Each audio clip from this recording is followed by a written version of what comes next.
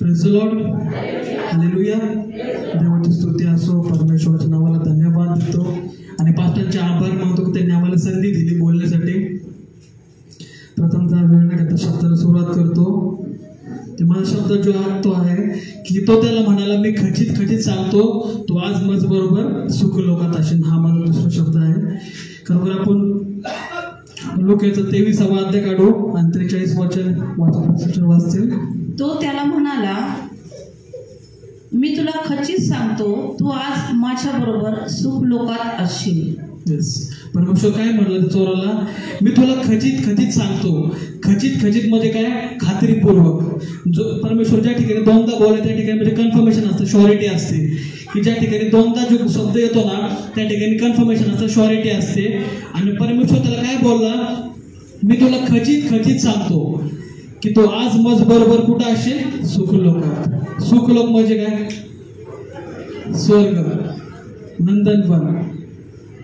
आणि काय म्हणतो परमेश्वर त्याला, मी तुला खचित खचित सांगतो की तू आज मज बरोबर सुखलोकात असशील.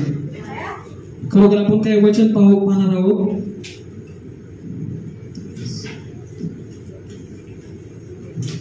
लुकाचं 23वा अध्याय 39 वचन, की जसं त्या ठिकाणी आपल्या पाहण्यात येतं की वधस्तंभावर परमेश्वराच्या शेजारी 2 चोर होते, एक पहिला आणि एक दुसरा. त्या 2 चोरांना पण वधस्तंभावर टांगण्यात आलं होतं की ते चोर होते.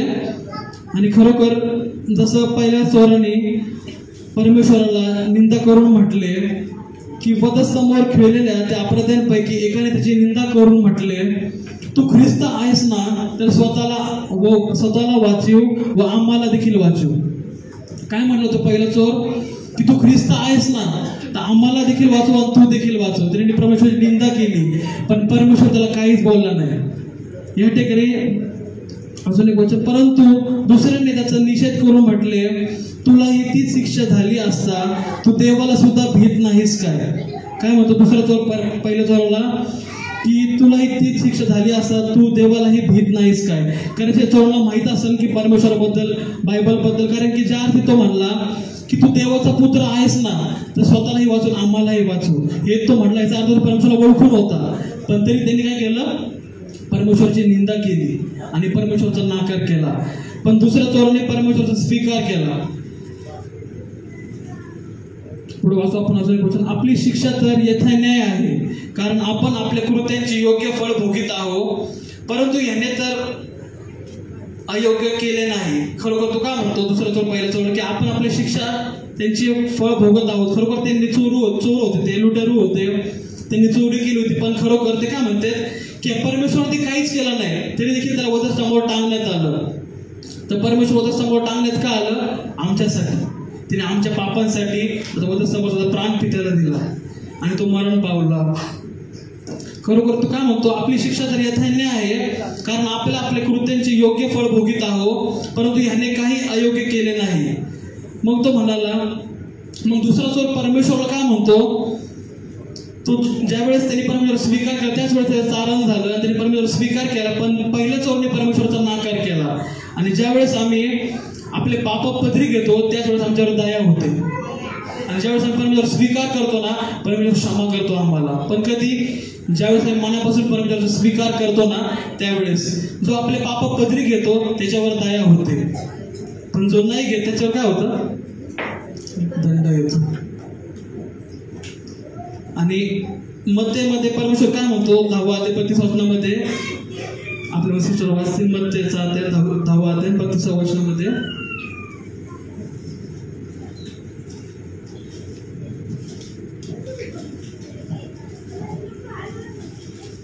जो कोणी माणसासमोर मला पत्करेल त्याला मीही आपल्या स्वर्गातील पित्यासमोर पत्करेल.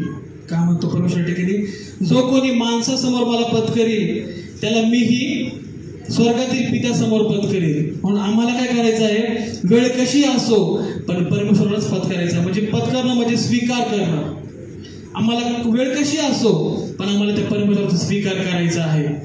लोक काय बोलतील ते पाहू नका, आपला जिवंत परमेश्वर स्वीकार करायचा आहे. पण ज्यावेळेस आम्ही परमेश्वर स्वीकार करतो तर परमेश्वर देखील आपल्या त्या पित्यासमोर स्वीकारेल.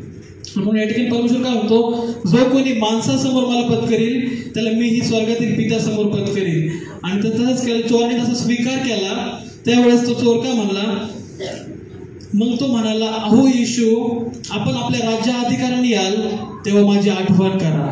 काय म्हणला तो चोर, दुसरा चोर परमेश्वराला, की आपण आपल्या, मग तो म्हणाला, अहो येशू, आपण आपल्या राज्य अधिकाराने याल तेव्हा माझी आठवण करा.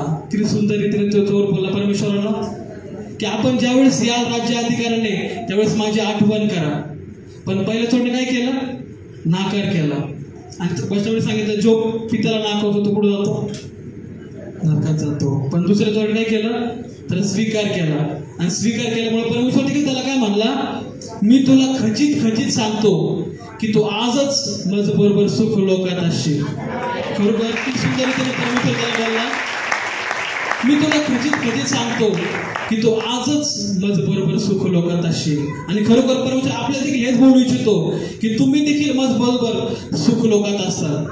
पण हे कधी होईल, ज्यावेळेस मनापासून परमेश्वर स्वीकार करतो ना, हे त्यावेळेस होईल. खरोखर आम्ही पण त्या नाशामध्ये होतो, पापामध्ये होतो, व्यसनामध्ये होतो, बंधनामध्ये होतो. पण आम्ही योग्य वेळेला स्वीकार केला पाहिजे परमेश्वरा. आणि योग्य वेळेला स्वीकार करतो ना, त्याचवेळी परमेश्वर देखील आपल्याला हेच म्हणतो, मी तुम्हाला खचित खचित सांगतो, श्युरिटीने, कन्फर्मेशन असते की तुम्ही देखील माझ्या बरोबर सुख लोकात असतात.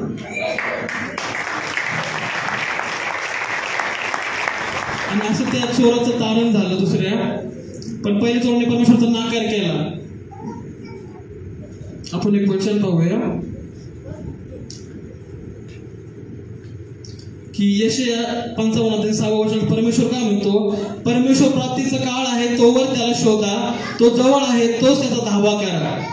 परमेश्वर काय आहे, प्राप्तीचा काळ आहे. आणि त्यावेळेस काय होतं, प्राप्तीचा काळ म्हणजे परमेश्वर जवळ होतं चोराच्या.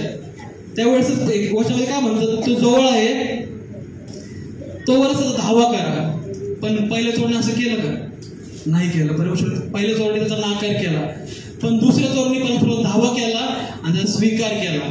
म्हणून परमेश्वराने देखील त्याचा स्वीकार केला. परमेश्वर काय म्हणला, की तू आजच मज बरोबर सुख लोकात असशील. खरोखर एक उदाहरण सांगून मी थांबतो. एक उदाहरण असते, एक धार्मिक स्त्री असते, ती अभिनेत्री असते एक, आणि ती जगाच्या एक आनंदामध्ये गुरफटून गेलेली असते. आणि त्यांचे पास्टर ते सांगत असते नेहमी वेगवेगळी की तू देवाचा स्वीकार कर, चर्चला ये. पण ती परमेश्वराला जाणून होती, पण तिने परमेश्वराचा स्वीकार केला नव्हता. ती जगाच्या व्यसनामध्ये होती, बंधनामध्ये होती. पण खरोखर ती काय म्हणायची की मी करेन स्वीकार, पण तिने काही केलंच नाही. आणि ती म्हणली की वर्षात शेवटचा दिवस आहे, तीच मी उद्या परमेश्वराला स्वीकार करेन. पण तिने असं नाही केलं. ज्यावेळेस ती जगाच्या त्या पार्टीमध्ये गेली, तिने एन्जॉय केला, तिने दारू वगैरे पेली. आणि ज्यावेळेस ती घरी येत असताना तिचा अपघात झाला. आणि त्या अपघातामध्ये ती मरण पावली. आणि ज्यावेळेस ती मरण पावली, त्यांचे पास्टर आले. त्यावेळेस बायबल एक होतं, बायबलमध्ये एक चिठ्ठी तिने लिहिली होती की मी परमेश्वर स्वीकार उद्या करेन.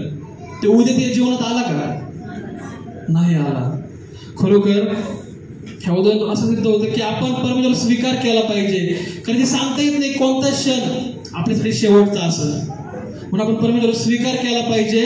आणि ज्यावेळेस आम्ही परमेश्वर स्वीकार करतो, तर हृदयापासून, त्या मनापासून परमेश्वर देखील आपल्याला हे सांगू इच्छितो की मी तुम्हाला खचित खचित सांगतो की तुम्ही देखील मज बरोबर त्या सुख लोकात असतात. खरोखर ते सर्वांच्या हातवर असलं पाहिजे. आम्हाला सर्वांना सुख लोकात जायचं आहे. खरोखर वाक्यापासून परमेश्वर आम्हासाठी आशीर्वाद करो. या ठिकाणी मी थांबतो. आमेन.